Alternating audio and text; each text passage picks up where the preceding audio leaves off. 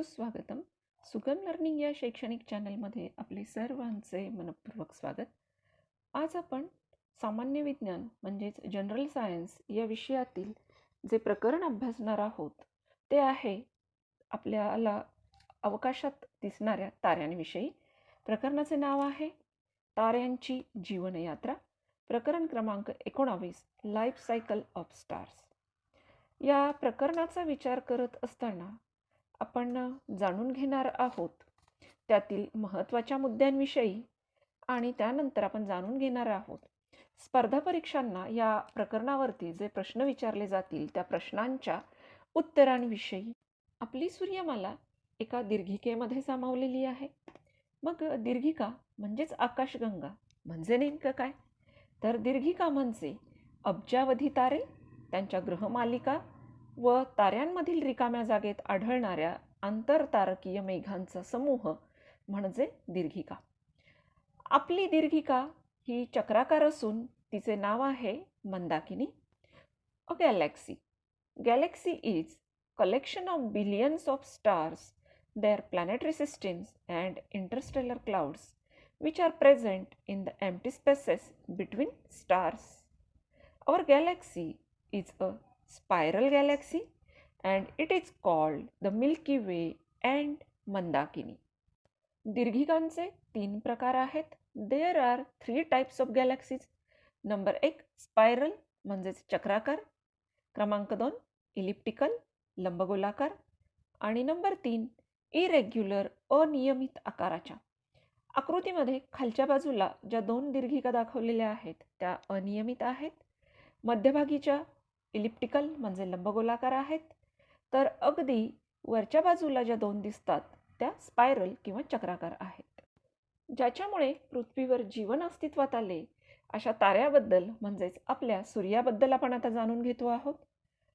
सूर्य हा पृथ्वीपासून सर्वात जवळचा तारा असून त्याच्या वस्तुमानापैकी 72% भाग हायड्रोजन आणि 26% भाग हेलियमचा आहे, तर उरलेले 2% वस्तुमान हे हेलियमपेक्षा अधिक अनुक्रमांक असलेल्या अणूंच्या रूपात आहे. Sun is the nearest star to us. Mass of sun about 72% is of hydrogen gas and 26% helium and the rest 2% is elements heavier than helium. The mass of the sun is about 3.3 lakh times that of the earth. म्हणजेच सूर्याचे वस्तुमान पृथ्वीच्या वस्तुमानाच्या सुमारे 3.3 लाख पट एवढे जास्त आहे आणि सूर्याची त्रिज्या पृथ्वीच्या 100 पट जास्त आहे. The radius of sun is 100 times that of the earth. सूर्याचे वस्तुमान म्हणजेच मास आहे 2 × 10⁻³ किलोग्रॅम. त्याची त्रिज्या म्हणजेच रेडियस आहे 6,95,700 किलोमीटर. त्याच्या पृष्ठभागाचे तापमान म्हणजेच सरफेस टेम्परेचर आहे 5,800 केल्विन. तर केंद्राचे तापमान आहे 1.5 × 10⁷ केल्विन आणि आजपर्यंतचं सूर्याचं वय आहे 4.5 अब्ज वर्ष आणि असं मानलं जातं की अजूनही सूर्याचं अर्धायुष्य बाकी आहे, म्हणजे अजून तो 4.5 अब्ज वर्ष आपल्याला प्रकाश देत राहणार आहे. आत्ताच आपण म्हणालो की सूर्य हा एक तप्त वायूंचा प्रचंड मोठा गोळा आहे. मग आपल्या अवतीभोवती दिसणारे तारे देखील असेच तप्तवायूंचे जर गोळे असतील तर त्यांची निर्मिती कशी झाली याची उत्सुकता आपल्याला नक्कीच असते. तर आपण जाणून घेतो आहोत ताऱ्यांच्या निर्मितीविषयी. पण तत्पूर्वी एक संबोध आपल्याला माहिती असला पाहिजे, आंतरतारकीय मेघ. आंतरतारकीय मेघ म्हणजे काय? तर आपल्याला आकाशात जसे ढग दिसतात अगदी तसेच नाही, त्याच्यापेक्षा कित्येक पट मोठे असे दीर्घिकांमधील ताऱ्यांच्या मध्ये असलेल्या रिक्त जागांमध्ये ठिकठिकाणी वायू व धुळीचे प्रचंड मेघ सापडतात. त्यांचा आकार काही प्रकाशवर्षे असतो आणि त्यांना म्हटलं जातं आंतरतारकीय मेघ. मग याच्यापासून ताऱ्याची निर्मिती होताना काय होतं? हे मेघ एखाद्या विक्षोभामुळे आकुंचित होऊन त्यांची घनता व तापमान वाढत जाते आणि तप्त वायूचा गोल निर्माण होऊन अणुऊर्जा निर्मिती सुरू होते आणि स्वयंप्रकाशित गोल म्हणजेच तारा निर्माण होतो. आपल्या सूर्याचा जर विचार केला तर सूर्यामध्ये हायड्रोजनच्या केंद्रकांचे एकत्रीकरण होऊन हेलियमचे केंद्रक तयार होते आणि या प्रक्रियेमुळे ऊर्जा निर्मिती होते. म्हणजेच हायड्रोजन हा सूर्यामध्ये इंधनाचं काम करतो. Interstellar clouds, huge clouds of gas and dust are present in the empty spaces between stars in a galaxy.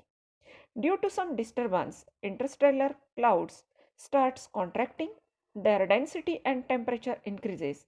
After sufficient increase in density and temperature, nuclear energy generation starts and the star is means nuclear energy generation starts and gas sphere becomes self-luminous.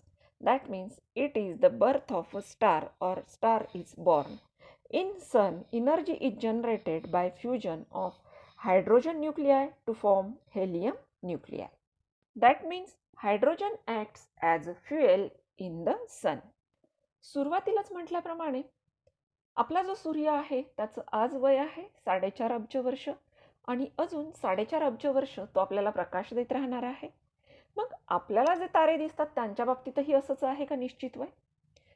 तर हे जाणून घेत असताना आपण विचार करतो आहोत ताऱ्यांचे स्थैर्य म्हणजे स्टॅबिलिटी ऑफ स्टार्स बद्दल.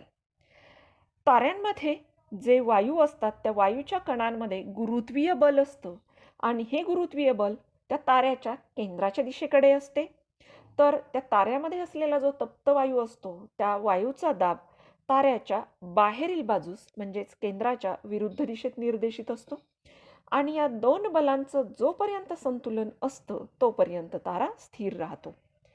आता हा स्थिर राहत असताना तिथे वायूचा दाब जो आहे तो वायूचा दाब हा त्या वायूची घनता आणि तापमान यावर अवलंबून असतो. The gravitational force acting between the gas particles of the star is acting inwards, that is towards the center of the star, while the gas pressure is acting outwards, that means away from the center of the star, and the gas pressure in the star depends on the density and temperature of the gas. जोपर्यंत गुरुत्वीय बल व वायूचा दाब हे संतुलित असतात तोपर्यंत तारा स्थिर असतो. पण जर त्यांच्यामध्ये असंतुलन निर्माण झालं तर ताऱ्याचं आकुंचन किंवा प्रसरण होतं.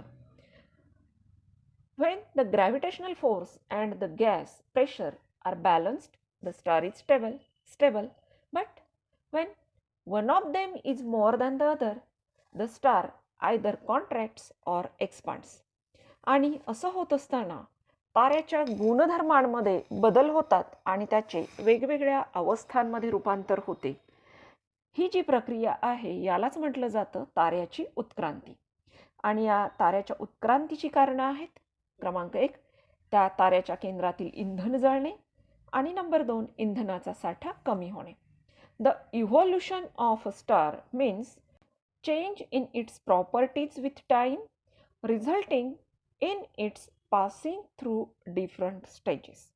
The reasons of evolution of stars is burning of fuel in the center of the star and number 2 decrease in the amount of fuel in the center of the star.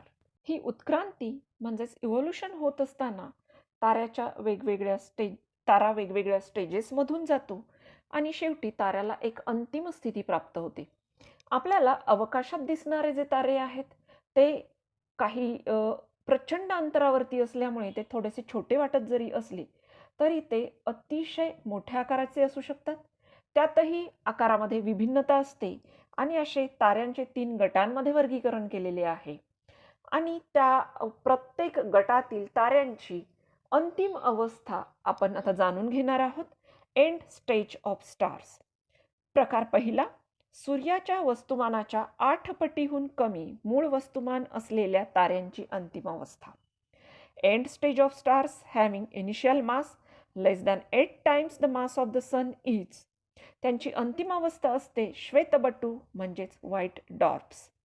ताऱ्यांचा दुसरा प्रकार आहे सूर्याच्या वस्तुमानाच्या 8 ते 25 पट वस्तुमान असलेल्या ताऱ्यांची अंतिम अवस्था. End stage of stars having mass between 8 and 25 times the mass of the sun is. त्याला ती अंतिम अवस्था आहे न्यूट्रॉन तारा किंवा न्यूट्रॉन स्टार. आणि तिसरा गट आहे सूर्याच्या वस्तुमानाच्या 25 पटीपेक्षा अधिक मूळ वस्तुमान असलेल्या ताऱ्याची अंतिम अवस्था. End stage of stars larger than 25 times the mass of the sun. आणि ती जी अंतिम अवस्था असते तिला म्हटलं जातं कृष्णविवर किंवा ब्लॅक होल. तारे या अंतिम अवस्थेकडे जात असताना त्यांच्या मुख्य ताऱ्यापासून लगेचच अंतिम अवस्थेत त्यांचं रूपांतर होत नाही, तर मध्ये जर आपण कमी वस्तुमान असलेल्या तारांचा विचार केला तर त्यांच्यामध्ये एक एक्सप्लोजन होतं आणि तांबडा राक्षसी तारा निर्माण होतो. त्याच्यामध्ये पुन्हा विस्फोट होतो आणि विस्फोट झाल्यानंतर त्यातील तप्तवायू प्रसरण पावत जातो आणि शेवटी त्याचं रूपांतरण श्वेतबटूमध्ये होतं.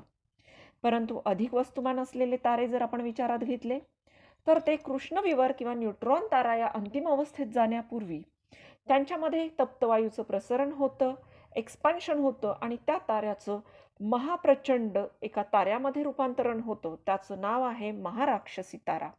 या महाराक्षसी ताऱ्यामध्ये जर महाविस्फोट झाला तर ते 2 प्रकारांमध्ये जातात. पुन्हा 8 ते 25 पट वस्तुमान असेल तर ती अंतिम अवस्था असते न्यूट्रॉन तारा आणि सूर्यापेक्षा 25 पटपेक्षा अधिक वस्तुमान असेल तर त्या ताऱ्याची अंतिम अवस्था असते कृष्णविवर.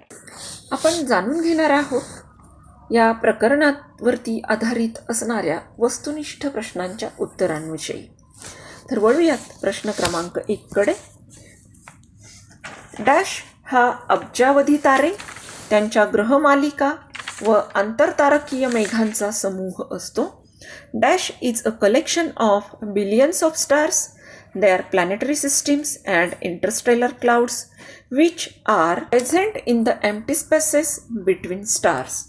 आणि या प्रश्नाचं उत्तर आहे दीर्घिका म्हणजेच गॅलॅक्सी. प्रश्न दुसरा. दीर्घिकांचे 3 मुख्य प्रकार डॅश डॅश हे आहेत. 3 main types of galaxies are dash dash. आणि या प्रश्नाचं उत्तर आहे नंबर 1 चक्राकार स्पायरल, नंबर 2 लंबगोलाकार इलिप्टिकल, नंबर 3 अनियमित इरेग्युलर. प्रश्न 3. आपल्या दीर्घिकेचे नाव डॅश असून तिचा आकार डॅश आहे. Our galaxy is called as dash and it is dash type of galaxy. आपल्या दीर्घिकेचे नाव आहे मंदाकिनी आणि तिचा आकार चक्राकार आहे. Our galaxy is called as Mandakini. It is spiral type of galaxy. प्रश्न 4.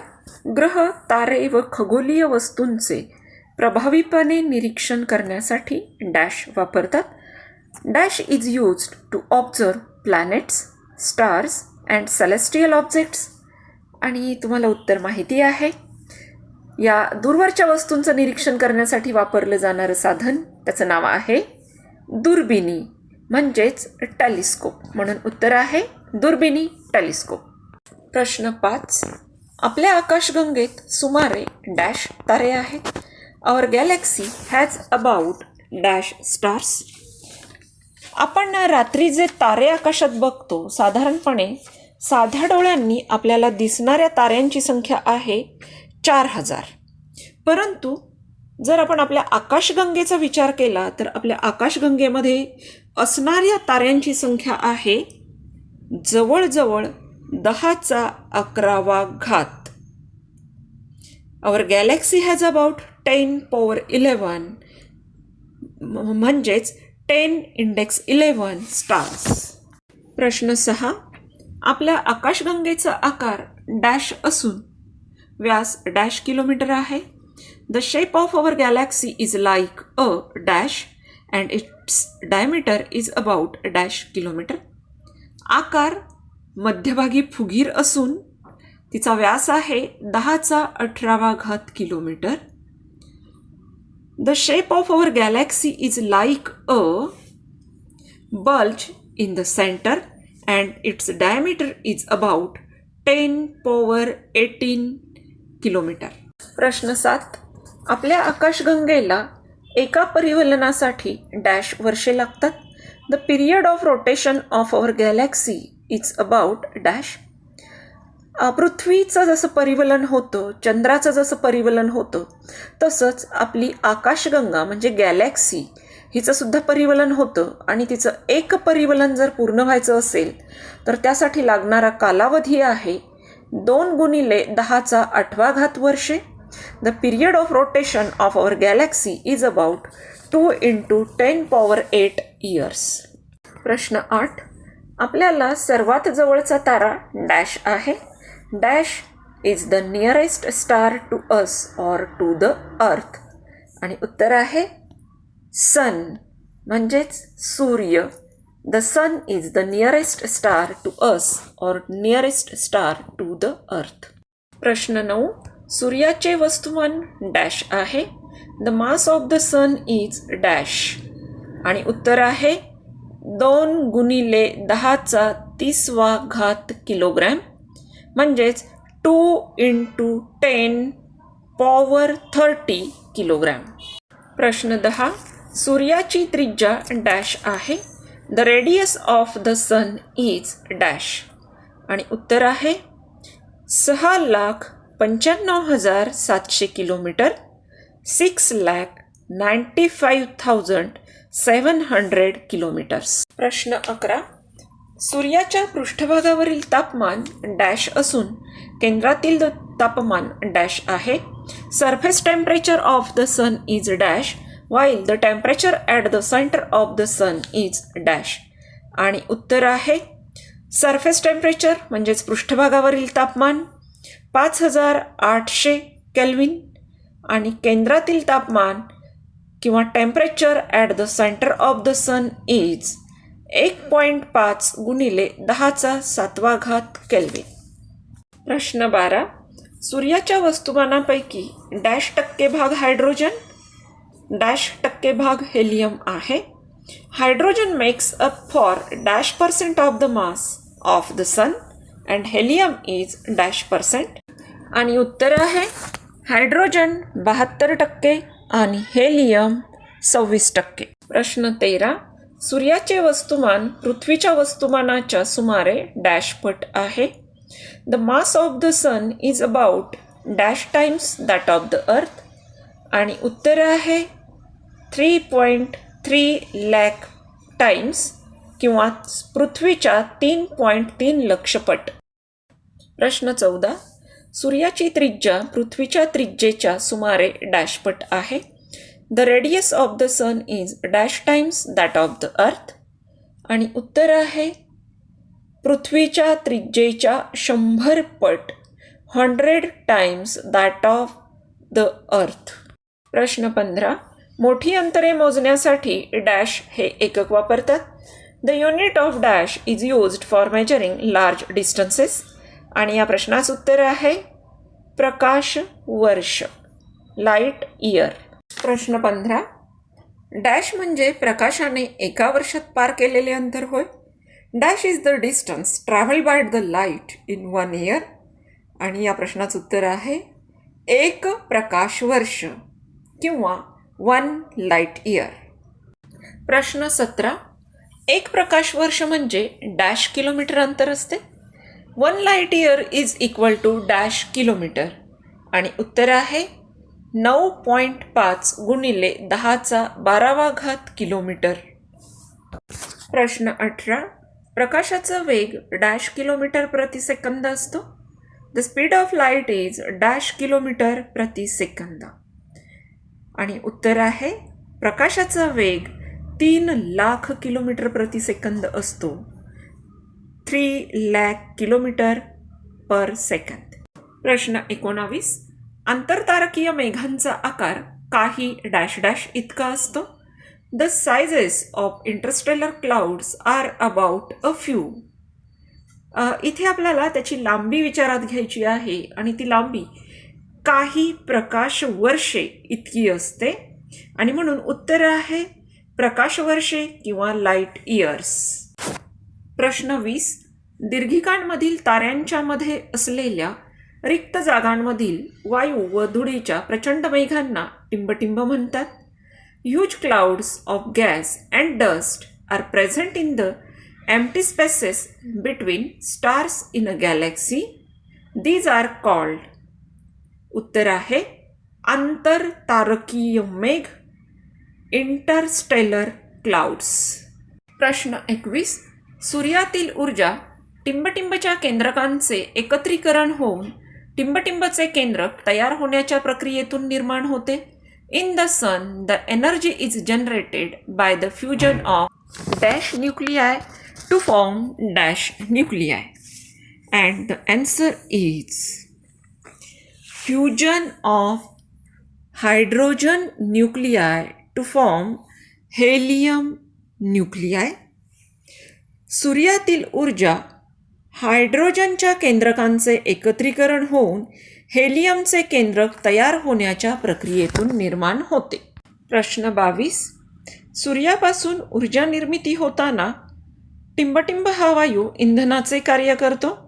In the sun when energy is generated dash gas acts as a fuel. आणि उत्तर आहे हायड्रोजन वायू किंवा हायड्रोजन गॅस. प्रश्न 23. इतर ताऱ्यांचे वस्तुमान मोजताना ते टिंबटिंबच्या सापेक्ष मोजले जाते. The masses of other stars are measured with respect to the mass of dash. आणि उत्तर आहे सूर्य, सन. इतर ताऱ्यांचे वस्तुमान मोजताना ते सूर्याच्या सापेक्ष मोजले जाते किंवा the masses of other stars are measured with respect to the mass of sun. प्रश्न 24. ताऱ्यातील तप्त वायू टिंबटिंबमुळे अवकाशात पसरत नाहीत. The hot gas in the stars does not disperse in the space due to. उत्तर आहे ग्रॅव्हिटेशनल फोर्स म्हणजेच गुरुत्वीय बल. प्रश्न 25. ताऱ्यांमधील वायूंचा दाब हा टिंबटिंब व टिंबटिंब यावर अवलंबून असतो. The gas pressure in the stars depends on the dash and dash. उत्तर आहे ताऱ्यांमधील वायूचा दाब हा घनता व तापमान यावर अवलंबून असतो. The gas pressure in the stars depends on the density and temperature of the gas. प्रश्न 26. ताऱ्यांमधील वायूंचा दाब ताऱ्याच्या केंद्राच्या डॅश बाजूस निर्देशित असतो. तर ताऱ्यांमधील गुरुत्वीय बल ताऱ्याच्या केंद्राच्या डॅश बाजूस निर्देशित असते. तर पहिली गाळलेली जागा आहे वायूंचा दाब ताऱ्याच्या केंद्राच्या बाहेरील बाजूस निर्देशित असतो. तर गुरुत्वीय बल ताऱ्याच्या केंद्राच्या आतील बाजूस निर्देशित असते. In the stars the gravitational force is acting inwards means dash the centre of the star while the gas pressure is acting outwards, that is dash from the center of the star. In the stars the gravitational force is acting inwards means towards the center of the star, while the gas pressure is acting outwards, that is away from the center of the star. प्रश्न 27. ताऱ्याचे स्थिर राहणे, आकुंचन किंवा प्रसरण होणे हे dash dash व dash dash यांच्या संतुलन किंवा असंतुलन यावर अवलंबून असते. इथे पहिली गाळलेली जागा आहे गुरुत्वीय बल आणि दुसरी गाळलेली जागा आहे वायूचा दाब. म्हणजेच ताऱ्याचे स्थिर राहणे, आकुंचन किंवा प्रसरण होणे हे गुरुत्वीय बल व वायूचा दाब यांच्या संतुलन किंवा असंतुलन यावर अवलंबून असते. The stability of a star or its expansion or contraction depends on the balance or imbalance of dash and dash. The stability of a star or its expansion or contraction depends on the balance or imbalance of gravitational force and pressure of hot gas. प्रश्न 28.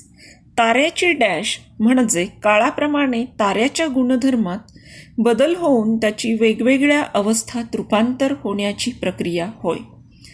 Dash of a star means change in its properties with time resulting in its passing through different stages. आणि उत्तर आहे उत्क्रांती, evolution. प्रश्न 29. ताऱ्यांच्या उत्क्रांतीचे कारण टिंबटिंब व टिंबटिंब हे आहे. उत्तर आहे केंद्रातील इंधन जळणे व इंधनाचा साठा कमी होणे. The reason for the evolution of stars is dash dash and dash dash in their centre. And the answer is burning of fuel at the center and decrease in amount of fuel at the center. प्रश्न 30.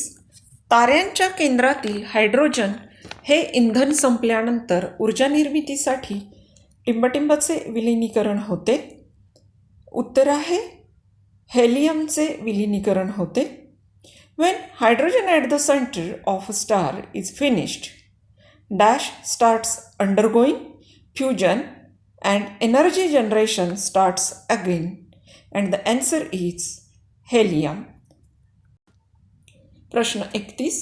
सूर्याच्या वस्तुमानापेक्षा 8 पटीहून कमी मूळ वस्तुमान असलेल्या ताऱ्यांची उत्क्रांती होताना त्यांचा आकार 100 ते 200 पटीने वाढतो तेव्हा त्याला डॅश डॅश म्हणतात. The stars having initial mass less than 8 times the mass of the sun undergo huge expansion and their radius increases by a factor of 100 to 200 times. In this stage they are called. आणि प्रश्नाचं उत्तर आहे तांबडा राक्षसी तारा, red giant. प्रश्न 32.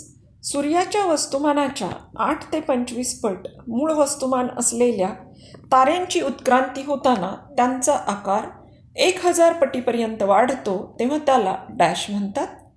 The stars having mass between 8 and 25 time the mass of the sun go through the huge expansion and their size may increase 1000 times.